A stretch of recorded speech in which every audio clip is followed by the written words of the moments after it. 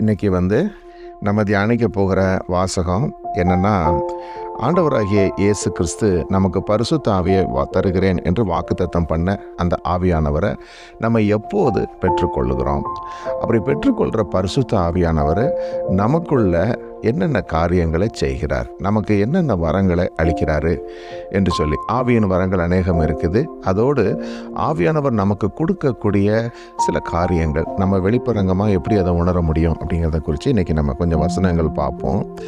எப்போது நம்ம ஆவியானவரை பெற்றுக்கொண்டோம் என்ற கேள்விக்கு எபேசியர் 1:13 விடை இருக்குது. அது சொல்லுது, நீங்களும் உங்கள் இரட்சிப்பின் சுவிசேஷமாகிய சத்திய வசனத்தை கேட்டு விசுவாசிகள் ஆனபோது வாக்குத்தத்தம் பண்ணப்பட்ட பரிசுத்த ஆவியால் அவருக்குள் முத்திரை போடப்பட்டீர்கள்.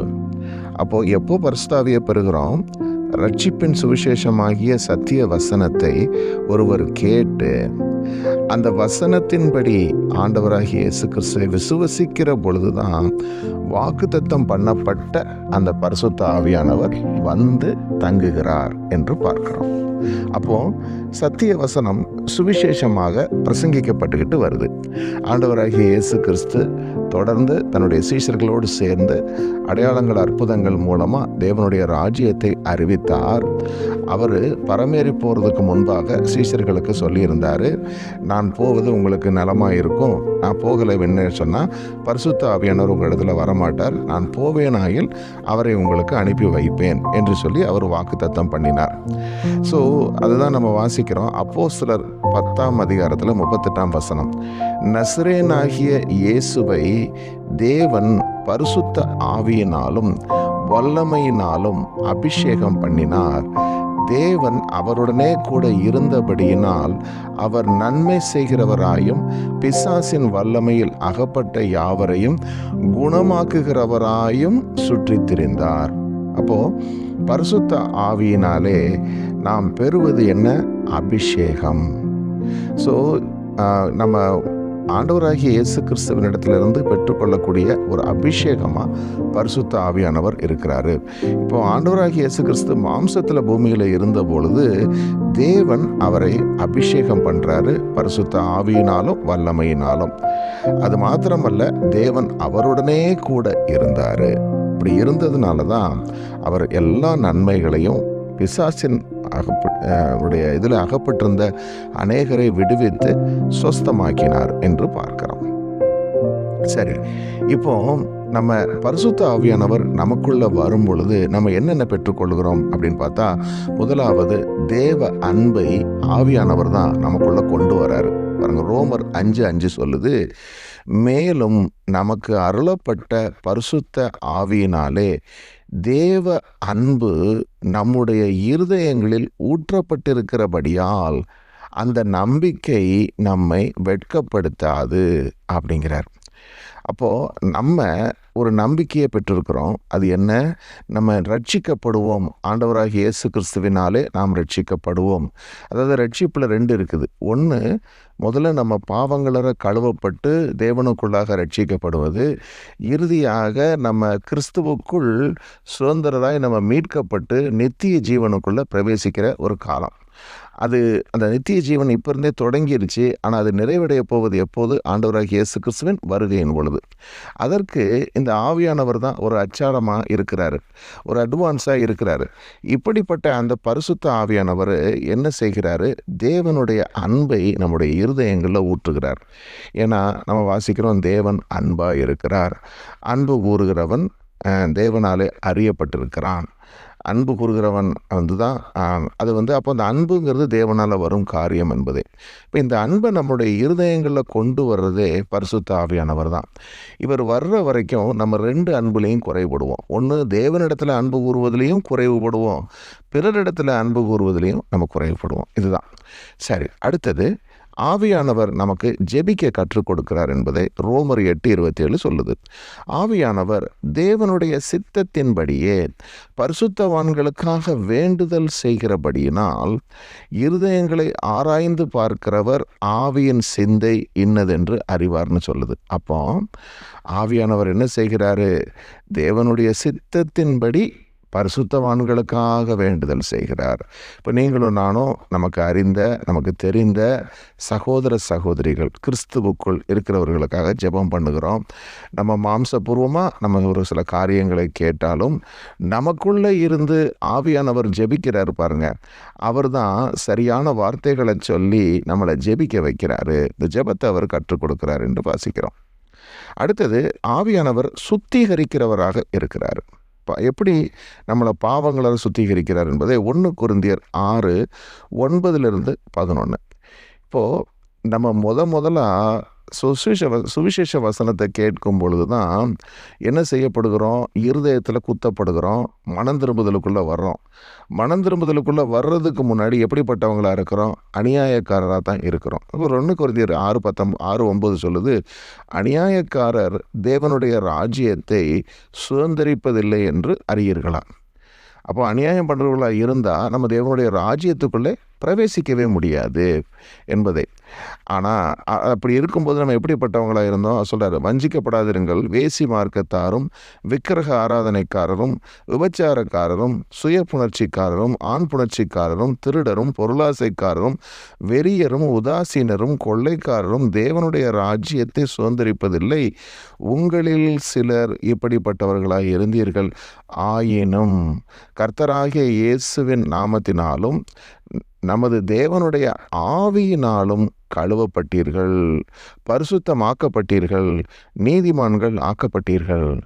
அப்போது நம்மை தெரிந்து கொண்ட நம் ஆண்டவராகிய இயேசு கிறிஸ்து நம்மை பாவங்களற கழுவி சுத்திகரிக்கிறாரு தனது ஆவியினாலே. அது மாத்திரமல்ல, நம்மளை நீதிமான்களாக மாற்றுகிறார். இதன் மூலமாகத்தான் உள்ளுக்குள்ளே உள்ள எல்லாமே மாறுகிறது. அப்போது நம்ம பரிசுத்தமாக்கப்பட்டுட்டு பரிசுத்த ஆவியானவர் பெறுகிறோமா அப்படின்னா இல்லை. ஆவியானவர் வந்து தான் நம்மளை பரிசுத்தமாக்குகிறார். நம்ம அதுக்கு முன்பாக எல்லா பாவங்களையும் செய்து கொண்டிருந்தோம். புத்தியும் மனசும் விரும்பினபடி சுபாவத்தில் கோபாக்கினையின் பிள்ளைகளாக இருந்தோம் என்று ரோமரில் வாசிக்கிறோம். அப்படிப்பட்டவங்களாக இருந்தப்போ நமக்குள்ள உணர்வு இல்லை.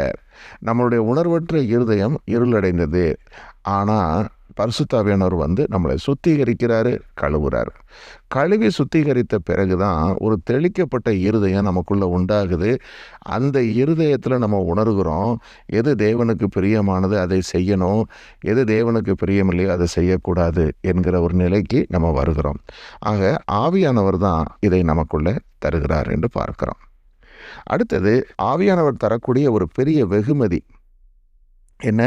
பரிசுத்த ஆவியானவர் சந்தோஷத்தை தருகிறார். ரோமர் 14:17 சொல்லுது, தேவனுடைய ராஜ்யம் புசிப்பும் குடிப்பும் அல்ல, அது நீதியும் சமாதானமும் பரிசுத்த ஆவியினால் உண்டாகும் சந்தோஷமுமாய் இருக்கிறது.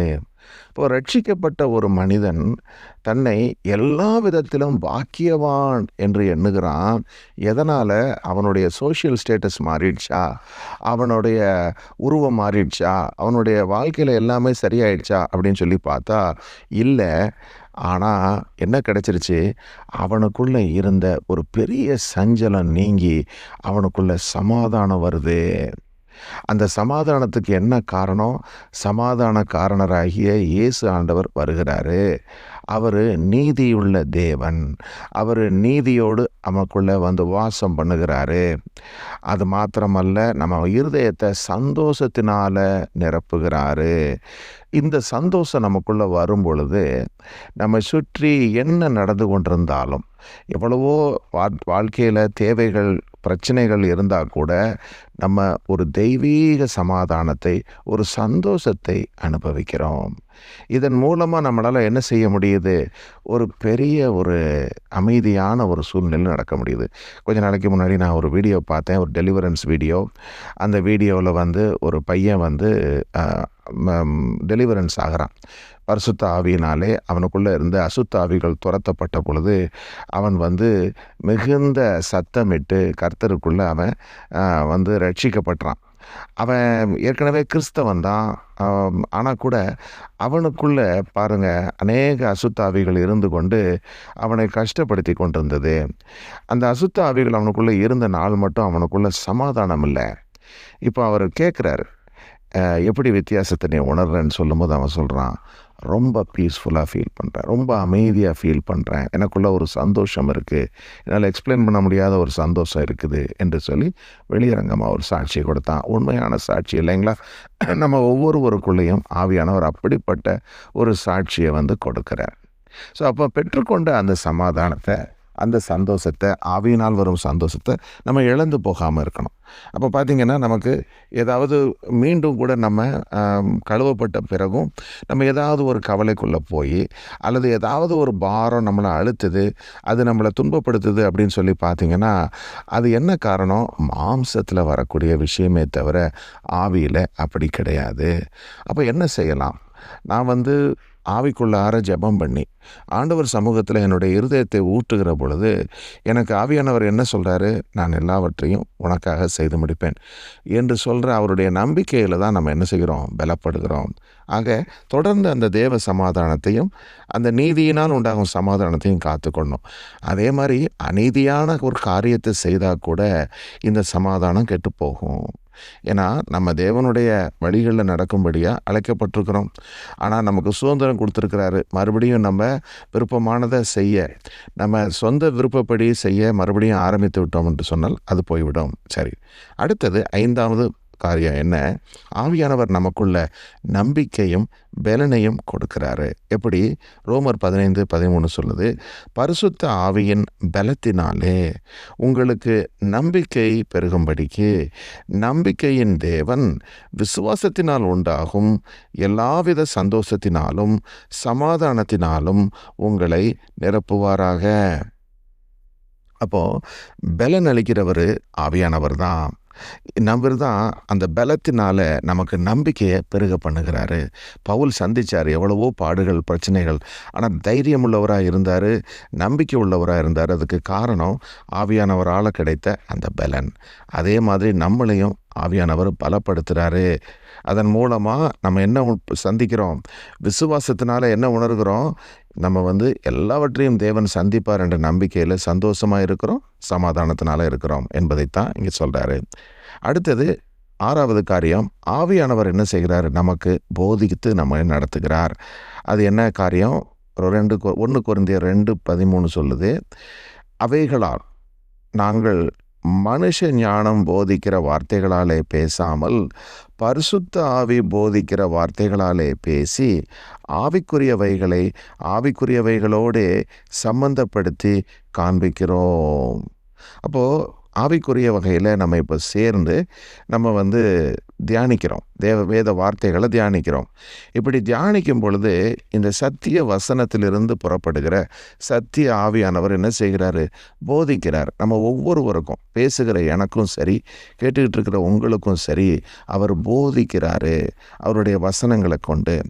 அப்படிப்பட்ட ஆவியானவர், அதை பற்றி தான் பவுல் சொல்கிறாரு, நாங்கள் மனுஷங்க பிரகாரம் அட்வைஸ் பண்ணுறதில்ல. எல்லாரையும் கூப்பிட்டு இந்த பாருங்கள் எப்படி இருங்க அப்படி இருங்கன்னு நம்ம அட்வைஸ் பண்ணுறதில்ல. ஆனால் ஆவியானவர் போதிக்கிற வாசகங்களால் நம்ம ஒருவருக்கு புத்தி சொல்லுகிறோம். அது மாத்திரமல்ல, ஆவிக்குரியவைகளோடு சம்பந்தப்படுத்தி காண்பிக்கிறோம். ஆனால் மாம்ச சுபாவான மனுஷன் அதை அறிந்து கொள்ள மாட்டான்.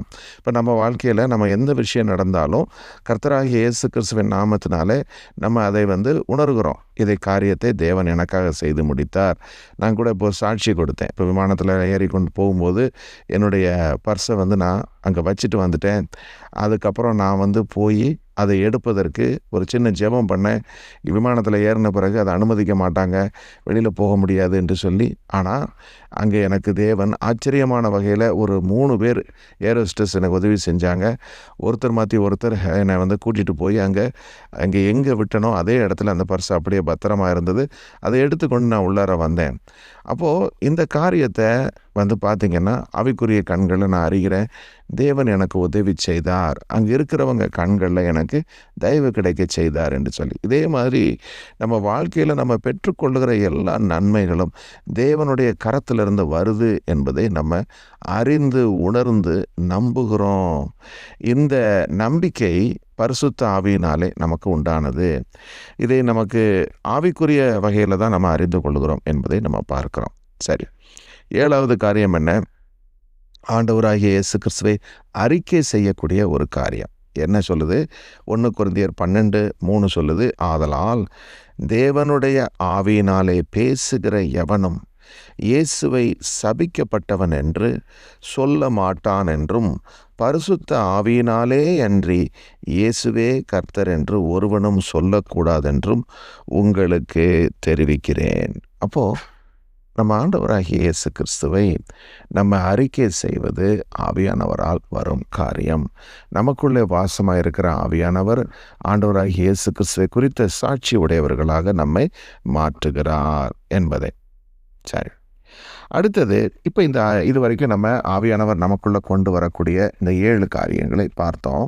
இப்போ இந்த ஆவியானவரை குறித்து ஆண்டவராகிய இயேசப்பா கொடுத்த வாக்குத்தத்தம் மத்தேயு 3:11 இயேசப்பா சொன்னார், மனம் திரும்புதலுக்கென்று நான் ஜலத்தினாலே உங்களுக்கு ஞானஸ்தானம் கொடுக்கிறேன், எனக்கு பின் வருகிறவரோ இவர் யோவான் சொன்னார், மனம் திரும்புதலுக்குன்னு நான் ஜனத்தில் ஞானஸ்தானம் கொடுக்குறேன், எனக்கு பின்பு வரக்கூடிய ஆண்டவராக இயேசு கிறிஸ்துவானவர் என்ன செய்வார்? எல்லாவற்றிலும் வல்லவராக இருக்கிறார், அவருடைய பாதரட்சைகளை சுமக்கிறதற்கும் நான் பாத்திரன் அல்ல, அவர் பரிசுத்த ஆவியினாலும் அக்கினியினாலும் உங்களுக்கு ஞானஸ்தானம் கொடுப்பார்.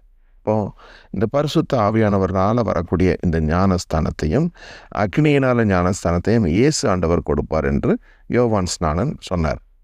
இது நமக்கு முதலாவது கொடுக்கப்பட்ட ஒரு வாக்குத்தத்தம். பின்னாடி இப்போ நடக்குது, ஆண்டவராக இயேசு கிறிஸ்து தன்னுடைய சீஷர்களுக்கு கட்டளை கொடுத்தாரு. அப்போ என்ன சொல்கிறாரு? மத்தேயு 28, ஆகையால் நீங்கள் புறப்பட்டு போய் சகல ஜாதிகளையும் சீஷராக்கி பிதா குமாரன் பரிசுத்த ஆவியின் நாமத்திலே அவர்களுக்கு ஞானஸ்தானம் கொடுத்து நான் உங்களுக்கு கட்டளையிட்ட யாவையும் அவர்கள் கை கொள்ளும்படி அவர்களுக்கு உபதேசம் பண்ணுங்கள், இதோ உலகத்தின் முடிவு பரியந்தம் சகல நாட்களிலும் நான் உங்களுடனே கூட இருக்கிறேன் என்றார். ஆமேன். அப்போது சீஷர்களாக்கும்படி சொல்கிறார். புறப்பட்டு போங்க, சீஷர்களாக்குங்க, பிதா குமாரன் பரிசுத்த ஆவியின் நாமத்திலே ஞானஸ்தானம். அப்போ இங்கே பிதாவும் குமாரனும் ஆண்டவராக இயேசு கிறிஸ்துவும் ஒன்றாக இருக்கிறாங்க, ஆவியானவரும் ஒன்றாக இருக்கிறாரு என்று பார்க்கிறோம். இப்போ அந்த பரிசுத்தாவின் நாமத்தில் நீங்கள் ஞானஸ்தானம் கொடுத்து என்று சொல்லக்கூடிய வார்த்தை நமக்கு எதை காண்பிக்குது? ஆண்டவராக இயேசு கிறிஸ்து கொடுத்த வாக்குத்தத்தம்.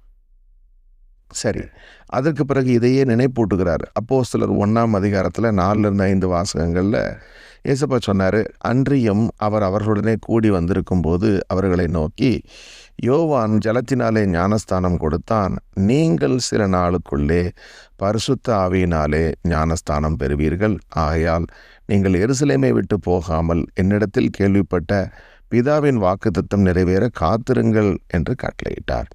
அப்போ ஆண்டவர் சொன்னார், நீங்கள் இப்போது புறப்பட்டு போக வேண்டாம், காத்திருங்க. ஏன்னா முன்னாடி சொல்லிட்டாரு புறப்பட்டு போங்கள் என்று சொல்லி, ஆனால் எது வரைக்கும் காத்திருக்க சொல்கிறாரு? பரிசுத்த ஆவியானவர் வரும் வரைக்கும் காத்திருங்க என்று சொல்கிறார். அதற்கு பிறகு ஆவியானவரை பெற்றுக்கொண்டாங்க சீஷர்கள். பெந்தேகோஸ்தே நாளில் பெற்றுக்கொண்டாங்க. பெற்றுக்கொண்டு அதுக்கு பிறகு அவங்க என்ன செஞ்சாங்க? தைரியமாக சுவிசேஷத்தை பிரசங்கித்தாங்க. இப்போது அப்போஸ்தலர் 2 என்ன வாசிக்கிறோம்? ஆகையால் நீங்கள் சிலுவையில் அறைந்த இயேசுவையே தேவன் ஆண்டவரும் கிறிஸ்துவும் ஆக்கினார் என்று இஸ்ரவேல் குடும்பத்தார் யாவரும் நிச்சயமாய் அறிய கடவீர்கள் என்றான்.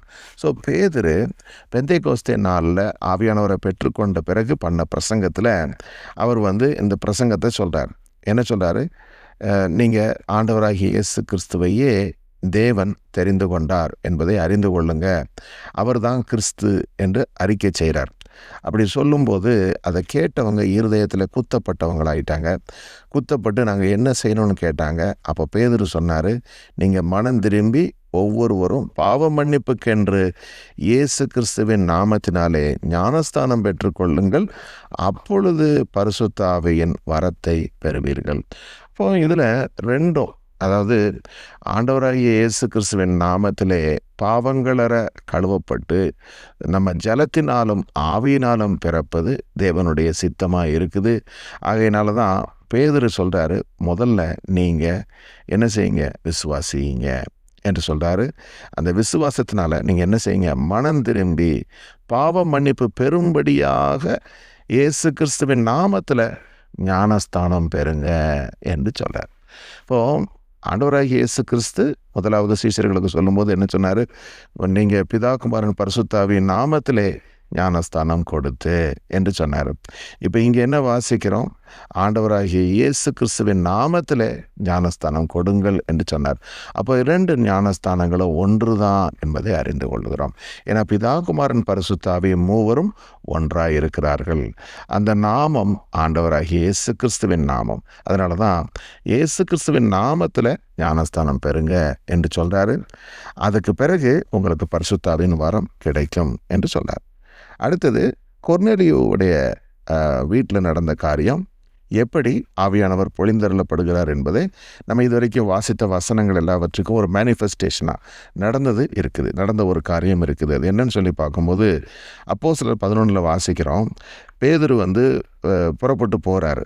கொர்நேலியோட வீட்டுக்கு போய் பிரசங்கம் பண்ணும்போது சொல்கிறாரு, நீயும் உன் வீட்டனைவரும் ரட்சிக்கப்படுவதற்கு ஏதுவான வார்த்தைகளை அவன் உனக்கு சொல்லுவான் என்று அந்த தூதன் உனக்கு சொன்னதாகவும் எங்களுக்கு அறிவித்தான். நான் பேச தொடங்கின பொழுது பரிசுத்த ஆவியானவர் ஆதியிலே நம்மேது இறங்கினது போலவே அவர்கள் மேலும் இறங்கினார். யோவான் ஜலத்தினாலே ஞானஸ்தானம் கொடுத்தான், நீங்களோ பரிசுத்த ஆவியினாலே ஞானஸ்தானம் பெறுவீர்கள் என்று கர்த்தர் சொன்ன வார்த்தையை அப்பொழுது நினைவு கூர்ந்தேன். ஆதலால் கர்த்தராகிய இயேசு கிறிஸ்துவை விசுவாசிக்கிற நமக்கு தேவன் வரத்தை அனுக்கிரகம் பண்ணினது போல அவர்களுக்கும் அந்த வரத்தையே அனுக்கிரகம் பண்ணின இருக்கும்போது தேவனை தடுக்கிறதற்கு நான் எம்மாத்திரம் என்றான். இவைகளை அவர்கள் கேட்டபோது அமர்ந்திருந்து, அப்படியானால் ஜீவனுக்கு ஏதுவான மனம் திரும்புதலை தேவன் புறஜாதியாருக்கும் அருளி செய்தார் என்று சொல்லி தேவனை மகிமைப்படுத்தினார்கள். இப்போ ஆவியானவர் ஒருவருக்குள்ளே வருவது எப்போது என்று பார்த்தோம். சத்திய வசனத்தை கேட்டு விசுவாசியாட்டில் ஆனபோது என்று சொல்லி பார்த்தோம். இப்போ இந்த ஆவியானவரை இங்கே பெற்றுக்கொள்கிறாங்க கொர்நேலியோட வீட்டில். அங்கே இருக்கிறவங்களுக்கு பிரசங்கம் பண்ணுறார். அங்கே இருக்கிறவங்க என்ன செய்கிறாங்க? இயேசு கிறிஸ்துவை பற்றி அறிய வேண்டும் என்று வாஞ்சையோடு காத்திருக்கிறாங்க. ரட்சிக்கப்படுவதற்கு என்ன செய்ய வேண்டும் என்று காத்திருக்கிறாங்க. ஏன்னா ஒரு தூதன் சொன்னார், நீங்கள் ரட்சிக்கப்படுவதற்கு ஏதுவான வார்த்தைகளை பேதுரு சொல்லுவார் என்று சொல்லி. அப்போது சீக்வன்ஸாக என்ன நடக்குது? ஆவியானவர் முதல்ல சொல்லிட்டாரு இந்த மாதிரி நடக்க போகுதுன்னு சொல்லி ஒரு தூதனை கொண்டு. அதற்கு பிறகு பேதுரு அழைத்தனுப்பப்படுறாரு. அழைக்கப்பட்ட பேதுரு வர்றாரு. இந்த பிரசங்கம் பண்ணுறார். பிரசங்கம் பண்ணும்போது ஆண்டவராகிய இயேசு கிறிஸ்துவை பிரசங்கிக்கிறாரு. பிரசங்கித்த உடனே அதை கேட்டவர்கள் என்ன செய்கிறாங்க? அவர்கள் மீது பரிசுத்த ஆவியானவர் இறங்கி வருகிறாரு என்பதை பார்க்கிறோம். இதை கண்டு அவர் சொல்கிறாரு, நமக்கு எப்படி தேவன் தந்தருளினாரோ ஆவியானவரை, அதே மாதிரி அவங்க புறஜாதிகள், அவங்களுக்கு யூதர்களுடைய முறைமையும் தெரியாது, இயேசு கிறிஸ்துவை பற்றியும் எதுவும் தெரியாது. அந்த நிமிஷம்தான் சத்திய வசனத்தை கேட்குறாங்க, இயேசு கிறிஸ்துவை பற்றி பெற்றுக்கொள்கிறாங்க. உடனடியாக அவங்களுக்குள்ள பரிசுத்த ஆவியானவர் தங்குறாரு. அதற்கு பிறகு பேதுரு என்ன செய்கிறாரு? அவங்க எல்லோருக்கும் இயேசு கிறிஸ்துவின் நாமத்தில் ஞானஸ்தானம் கொடுக்குறாரு.